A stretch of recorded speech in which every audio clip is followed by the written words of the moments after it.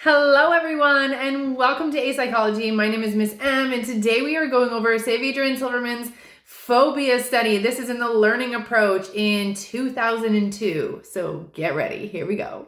And if you're new here, thank you so much for being here. Thank you so much for liking this video and subscribing. It really helps the algorithm, helps my videos get out to more students. I would like to mention that my Google Classroom has now moved to Patreon. So if you would like a little extra help in your 9990 syllabus, please click the link below in this video. It'll take you right to my Patreon class. And without further ado, let's get into this learning approach. Saavedra and Silverman, we have a 2002 study, and this is a case study, so here we go. Let's talk about the background information. Okay, so there's a lot of background theories for Saavedra and Silverman that we're going to cover. Why? Because there's really not a lot of the study, not a lot of information in the study, so just tapping into the background information and understanding different types of conditioning and the ways that we manipulate behavior, that's really going to be beneficial to you in any part of paper 1, paper 2, possibly even paper 3 and paper 4 if that's something that you're going towards. So a big part of this background information is so you can understand how phobias even come into existence, how they are created, okay? So we're going to start with classical conditioning. This study will not touch upon operant conditioning, okay? We're going to talk about classical conditioning and then a few other types of experiences that you might need to know for the exam. It might just be good to have a good understanding, even for just life in general. Okay, classical conditioning. We have an unconditioned response. Okay, this response is a natural response. It is something that is uncontrollable, okay? And this response could be the salivation of the salivation glands in your mouth, or for a dog, Pavlov's dog, when food is present, okay? Food makes the dog salivate. So salivating is this natural response that is occurring to the food. Now we are taking that salivation in that food and we are linking the food to some type of neutral stimuli, okay? And for Pavlov's case, we are talking about a bell. This could be anything though. This could be a clicking of a pen, okay? It could be a doorbell. It could be a certain phrase that is said, okay? So anything that does not already produce some type of response can be used as a neutral stimulus. Okay, so the unconditioned stimulus is the food, and naturally it's already paired with an unconditioned response of salivating. Now we want to take that unconditioned stimulus of the food and we want to pair it with the bell. So every time that we present the food, we hear the bell at the same exact time. Now, after several pairings of the food and the bell at the same exact time, over time, Pavlov discovered that he could take the food away and the bell itself, which is now considered the conditioned stimulus, made his dog salivate. So the salivating at the end, the salivating that is caused by the bell is actually now called the conditioned response. Before, the salivating was being done to food, which was being done natural. So we called it an unconditioned response. But now that the salivating has occurred because we made it occur with the bell, it is now called a conditioned response. So a couple years ago when we changed out the syllabus, we took out the behavioralist approach and we put in the learning approach. And as a psychologist myself, what I feel like happened is there was a lot of learning that was going on in behavioral psychology, and behavioral does not account for any emotions. It doesn't count for any biological things in the body. It doesn't count for any cognitive associations in the body. So when we are trying to shape behavior, we see that in some cases, like phobias that are associating an experience with an extreme emotion like fear or disgust, when we see these pairings, we're saying, okay, this isn't just behavior. There's emotions involved. So therefore, we cannot just put this in like a behavioral approach. This has to be a learning approach, because with learning, there are other things that come into play, whether it's someone's environment, someone's emotion, someone's cognition. So a lot of people are not aware of the term expectancy learning. And I know you're gonna know what this is after I describe it, because if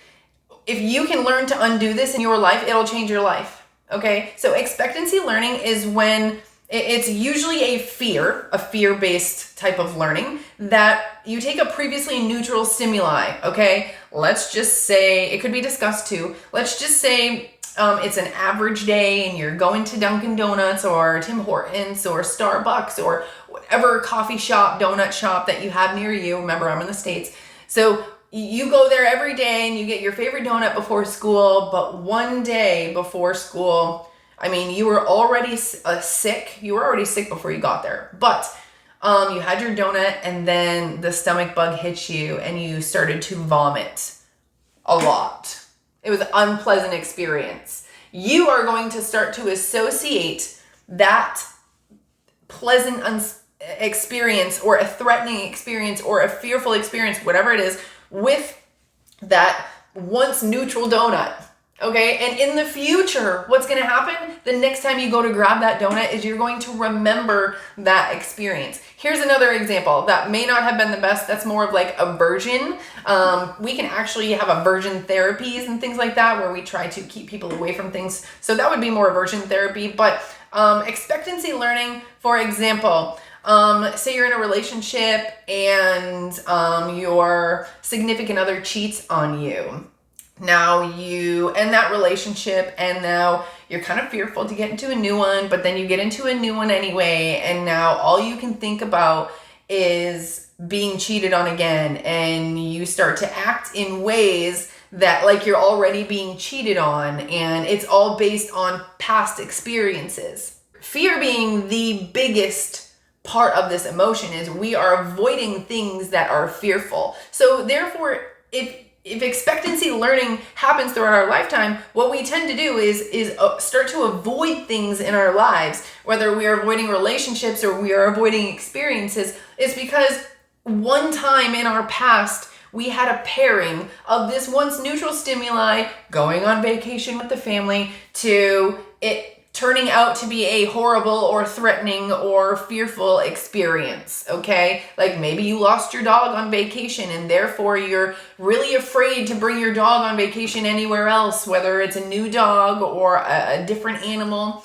okay? That's expectancy learning. And if we can make ourselves more aware of this, that this happens, history doesn't repeat itself as much as we think. That phrase is for the stars. I feel like that if you get bit by a dog when you're a little child, it's not like every single time you see a dog you're going to get bit, but you're going to feel like you are, and you might even fear that experience again in the future. So the last key term I'm going to talk about is evaluative learning, and this is actually a vocab word, so I'm going to put it down here exactly what it means verbatim from the book. But this is basically a form of classical conditioning where instead of like before, when I said expectancy learning is you're taking a situation, a stimuli, and you expect a certain outcome. Well, evaluative learning is when you take that same neutral stimuli, but you're pairing it with a certain emotion. And unlike expectancy learning, where it's mainly fear, evaluative learning tends to have more disgust in it, and definitely fear, which is where a lot of researchers believe phobias kind of begin, is this evaluative learning process. So really quickly, I'm going to talk about classical conditioning as it relates to nature versus nurture, because this might be a topic that you are asked on the exam. So in classical conditioning, the environment is considered the main influence on behavior. What this means is that humans are basically blank slates. We are saying that when you're born, your environment is shaping your behavior. And this is a nurture approach, okay? Any type of conditioning actually that happens when you're alive, when from a small child on, this is purely based on nature. It's based on your surroundings, the people you're surrounded by, your environment, your culture, your what you watch on YouTube. So let's get into the study, because the aim of this study was to examine the role of classical conditioning in a relation to fear and avoidance of a particular stimuli, which basically means we aren't exactly trying to alleviate the symptoms. I mean, that's not the main goal because our participant had been in treatment for a couple years. We really wanted to see the role that classical conditioning played, and researchers kind of believe, I'll say kind of, they believe, especially those in this learning approach, they believe that if a phobia is a learned behavior, then it's definitely something that we can unlearn. To be specific, researchers wanted to see if using a type of exposure therapy could reduce disgust and distress associated with buttons. This is a case study done by Saavedra and Silvermam on a 9-year-old boy with a button phobia. Now, why would they choose a case study for this? The first thing is because we are going to be able to collect large amounts of qualitative data and really figure out why and how this phobia came about. Our sample in this study is only one participant. I know in your book it might say a 9-year-old Hispanic American boy and his mother, but his mother was not part of the experiment. She was part of the experiment as giving positive reinforcement, but she was not the one being experimented on. She probably did provide a lot of the information as far as the interviews and things that happened, because our researchers really want to get an in-depth look at what is going on in this boy's life. Because he was admitted to the Child Anxiety and Phobia program at Florida International University in Miami, and he met the requirements for having a phobia of buttons. And from that point on is kind of when Saavedra and Silvermam took him as a case study so that they could work one-on-one. Because remember, case studies are not used unless the area that we are studying needs a lot of in-depth look that is in qualitative data form, or if it's something really new and not a lot of people have it, and it needs to be studied in depth that way before we can bring it to a wide variety of people. Okay, so remember we talked about evaluative learning. Now, this 9-year-old boy, he was about 5 years old and he was in class, and imagine knocking over a really large container of buttons off of your teacher's desk. Now, I believe the buttons were used for counting or some type of math. It was something to do with math, probably just like an estimation kind of game where how many gumballs do you think are in here? And I believe he walked by and spilled the jar. The buttons went everywhere. And he experienced a lot of anxiety when that happened. And here everyone is picking up buttons and he is having a lot of anxiety. So this is evaluative learning at its finest. He then starts to associate these buttons with anxiety, with disgust, with fear. Mother did give informed consent, and believe it or not, they did a very thorough background investigation to see whether or not abuse could have been the cause of this. And like I just told you, it was not the cause of this. Just to be clear, I know a lot of you might have fears, might have disgust for things, might have anxiety over things, but in order for it to classify as a phobia, it would have to interfere with your daily life. It would have to cause problems not only for you, but for the people around you. If they had to change their behavior because of you, or if it caused a lot of ruckus, or it caused mainly changes in behavior. So in this case, think about it. Buttons are on clothing. Buttons are on a lot of clothing, even jeans.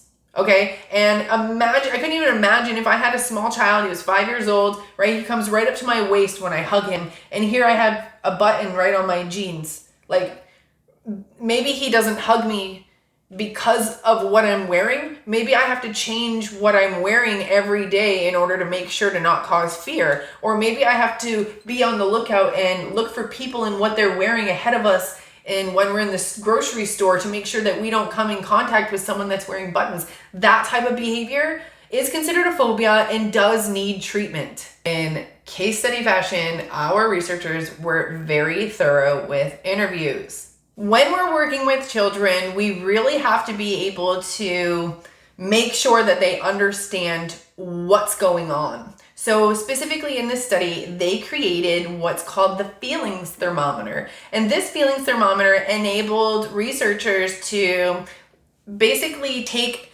different looking buttons, different size buttons, different shape buttons, and arrange them on like a hierarchy of disgust.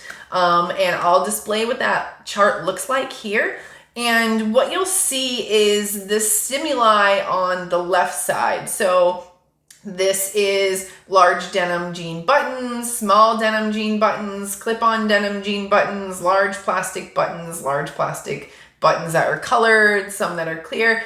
And if you go all the way down to the bottom, number 11, you'll see small plastic clear buttons. Now, if you look to the right, you'll see this disgust rating. This is the rating that was given to the buttons by the boy of how he felt when he was presented with each. So if you look at the top, it does go in order. You'll see that number 1 of large denim buttons on this scale, it was a 9-point scale he was given, 0 to 8.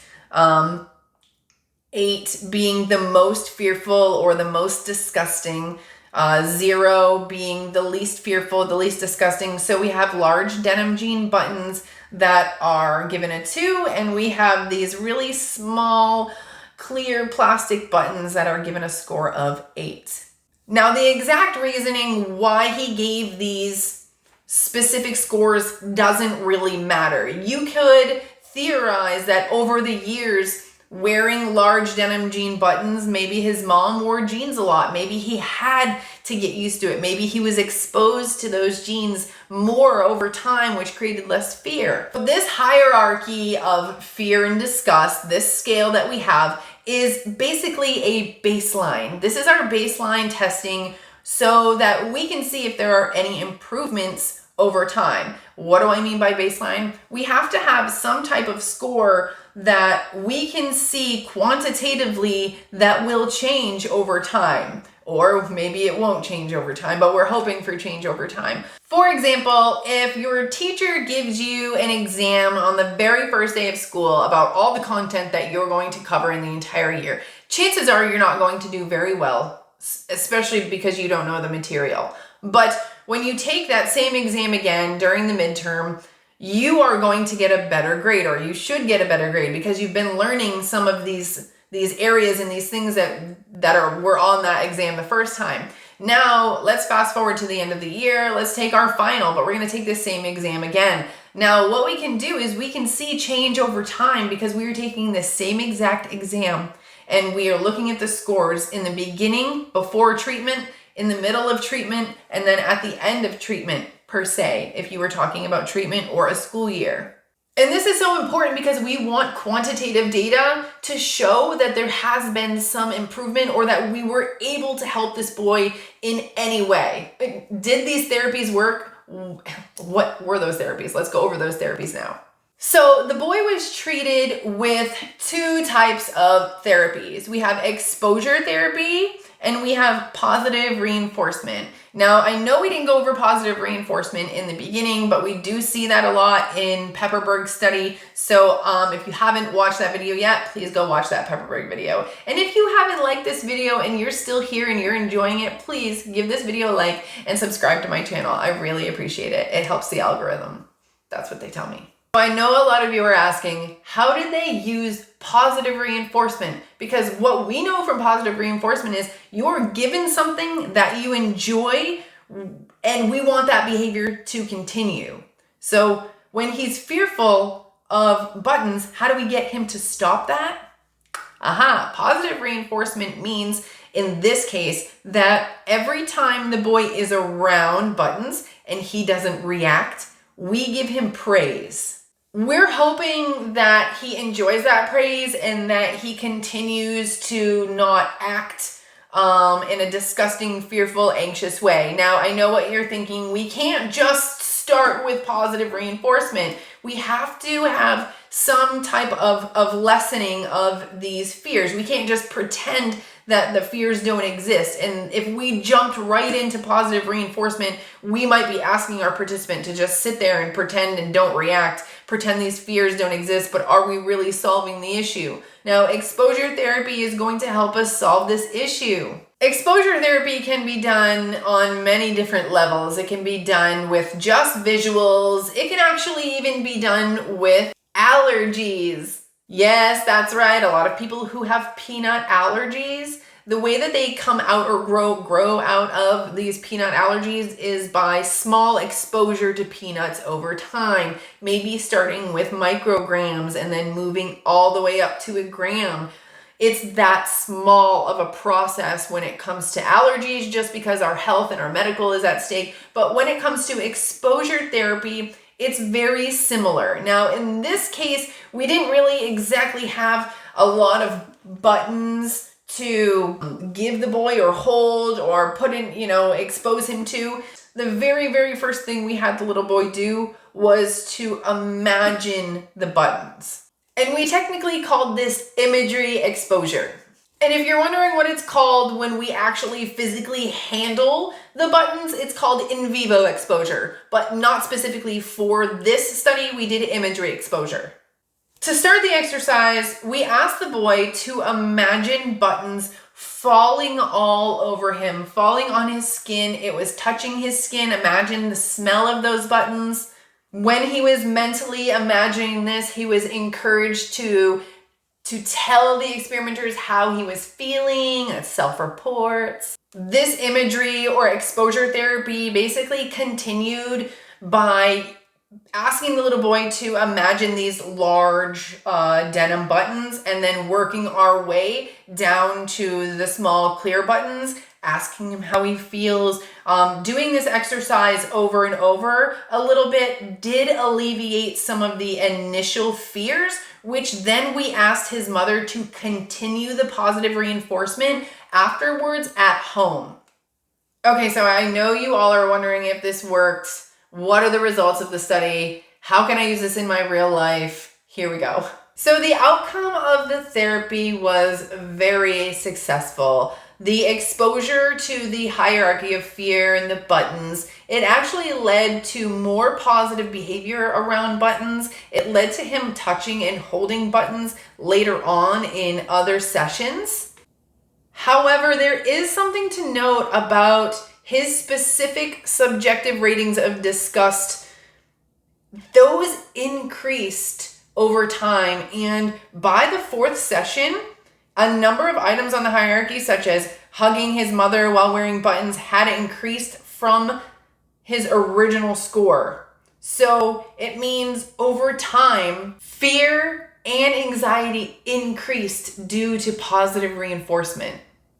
Let me say that one more time. Now, his behavior did change, but the scores that he gave for fear and disgust on certain things, such as hugging his mother with the jean denim buttons, those numbers increased.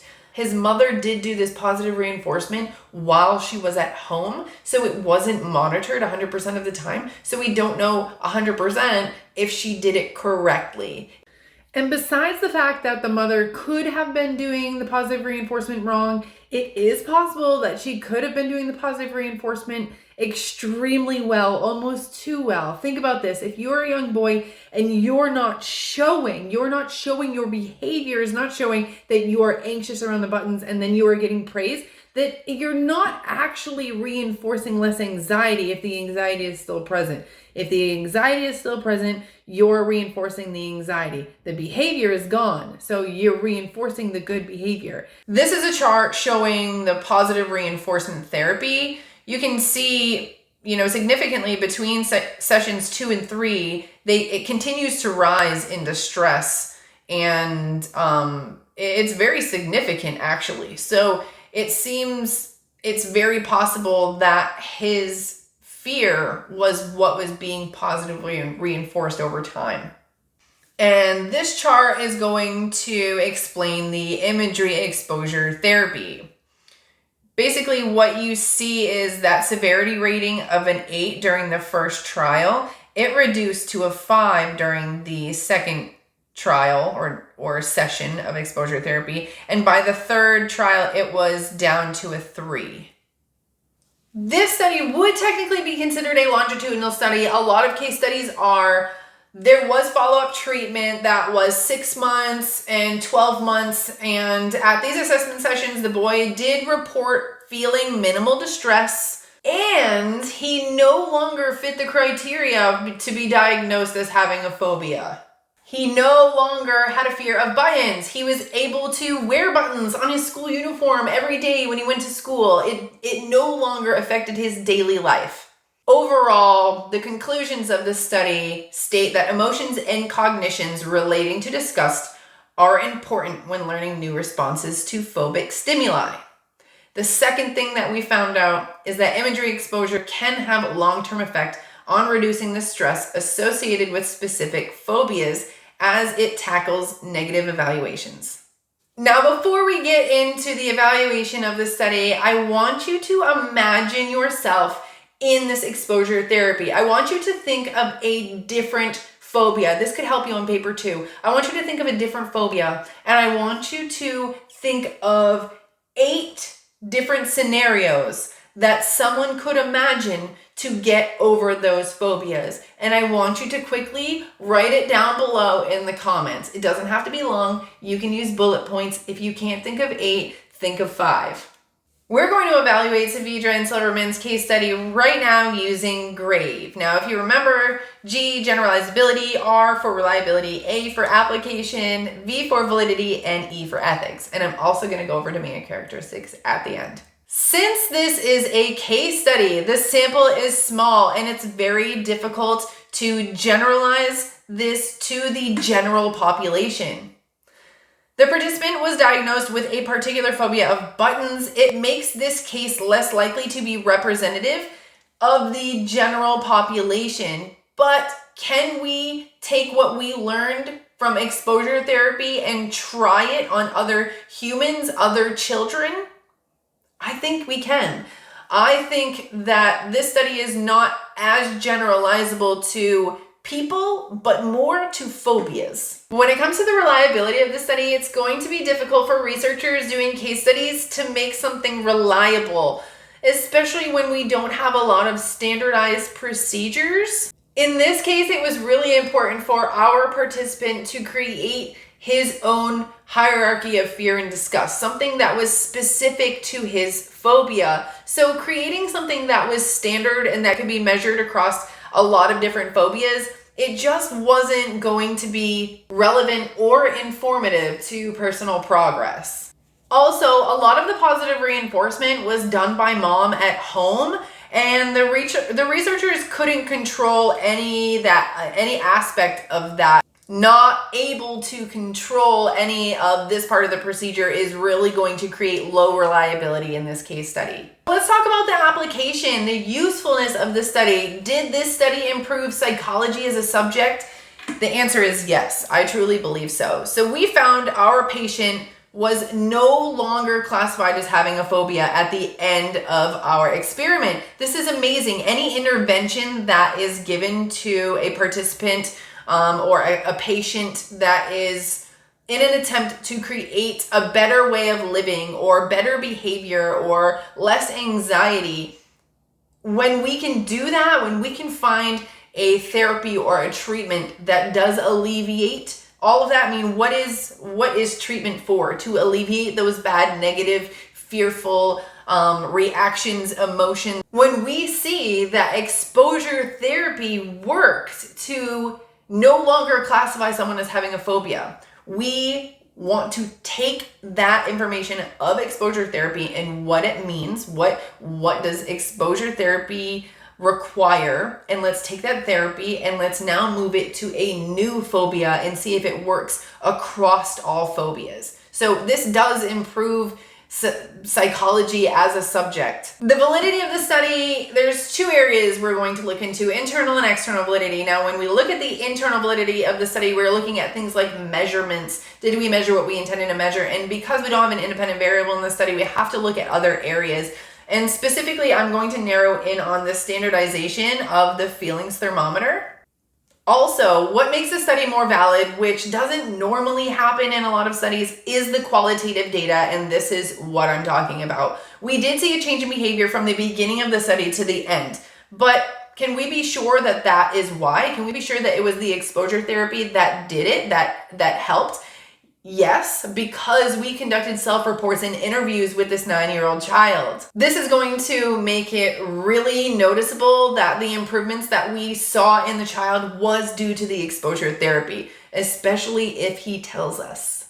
As far as external validity goes, aka ecological validity, it's a case study, and it's pretty safe to say that most case studies are going to have good ecological validity. Specifically, even though we had to go probably to some type of office or laboratory to do interviews or perform the exact exposure therapy, a lot of the study was done at home. A lot of the study, the mother did the positive reinforcement in the child's natural environment. So you can argue that a majority of the study was done in the child's natural environment, and therefore it's our external validity or ecological validity is going to be high in this study. And as you might know, higher ecological validity means that something is more generalizable because the environment is natural. Let's quickly get into the ethics. There's really not much to see here. The mother was with her son a majority of the time, all the time. She gave consent, and it was good that she gave consent because the exposure therapy could have been a little anxious or frightening for the child. Now, what I really want to get into is the demand characteristics, because I do believe that this does affect the validity, the internal validity, just a little bit, and I'll let you know how. I remember earlier I talked about the fact that this study is considered a longitudinal study, meaning that we are doing this study over a long period of time. It's not done in one day. So what happens is there's a rapport that is created between the experimenter and the client. And when we have this, a rapport is like a good relationship. And when we have this, there's less room for anonymity. And that could be part of the ethics of this. This could be placed in the ethics a little bit too, but there's really no anonymity or objectivity because everybody knows what the end goal is, which is creating high demand characteristics. Now, I'm going to be really honest with you guys about something, and this is why having a case study may not be completely generalizable. Maybe the results are not exactly valid, and this is the reason, my real life reason for you. When I was 14 years old, I was in a relationship with another girl, and my parents didn't accept this at all, and I had to go to therapy. Now, therapy is kind of like a case study because it's just one individual. We are working through things. There is some type of intervention, and then we want to come out on the other side a different person. That's ultimately the goal of therapy. So because I was going to sessions, multiple sessions, I was developing a rapport with my psychologist. Now, my psychologist may not have had the same rapport that I had with her. She had a rapport with my parents as well. Now, what happened was I started to understand my therapist a little bit more. I started to understand where it was going. I started to see what the end result was, what everybody wanted from me by the end of this, their end goal. And their end goal was to cure me, I guess. Once I knew what the end goal was, I gave them the end goal. I gave them the socially desirable answer. I gave them all of the demand characteristics they wanted on a silver platter. So you have to think about this when we are doing case studies and everybody knows the end result. If the boy was not comfortable, if he was very uncomfortable, if he did not like this therapy, he could have potentially tried to end it sooner, if that makes sense to some of you, because he didn't want to go through it anymore. He could have lied on some of the scales. Don't you think it's a little weird how he still scored buttons as fearful, but the experience wasn't fearful? I mean, we understand evaluative learning, and remember what I said, that was basically you are connecting an experience with an emotion, but we have to account for these demand characteristics in case studies, because if someone doesn't like where it's going and they understand where the study is going, it can then be manipulated and the behavior that we're watching is not genuine. This concludes our evaluation and understanding of our entire case study of Saavedra and Silverman with this boy that has a phobia of buttons. Overall, the aim of the study was to improve the boy's quality of life. And I know it didn't say that, but in a case study, we are always trying to improve quality of life. When we input an intervention, we are trying to improve quality of life. So thank you so much for being here. Thank you so much for watching. I'm Miss M, and thank you for being in my Patreon classroom. And if you like TikTok, if you're on Instagram and you want to follow me on one of those platforms as well, I would really much so appreciate it. You can always send me an email at apsychology9990@gmail.com. And again, have a wonderful day.